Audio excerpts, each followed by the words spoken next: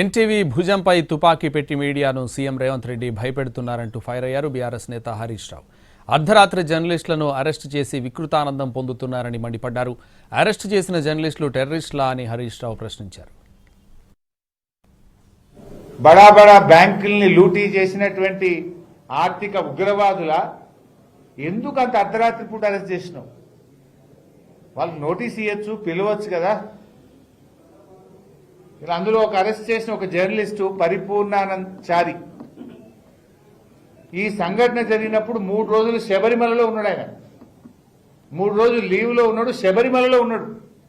ఈ విషయంతో సంబంధమే లేని చారిని అర్ధరాత్రి పోయి అరెస్ట్ చేసుకొచ్చేది అంటే మీరు ఎంత నియంతృత్వంగా, ఎంత ఏకపక్షంగా చేస్తున్నారనడానికి ఉదాహరణ ఇది.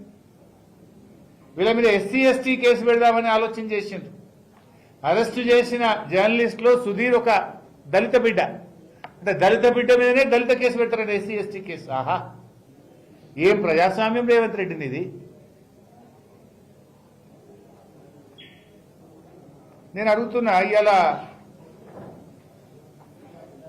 ఆ సజ్జనారు కాంగ్రెస్ కండువా కప్పుకో రాదాను, ఏం మాట్లాడుతున్నావు? మీ డీజీపీ నువ్వు, మీరు మీ కాకి బుక్ ఏం చెప్తున్నది? మేము చట్టాన్ని అమలు చేస్తున్నాం. మరి ఆనాడు కేటీఆర్ గారి మీద అడ్డగోలుగా మంత్రి సురేఖ మాట్లాడినాడు, నీ చట్టం ఏమైంది?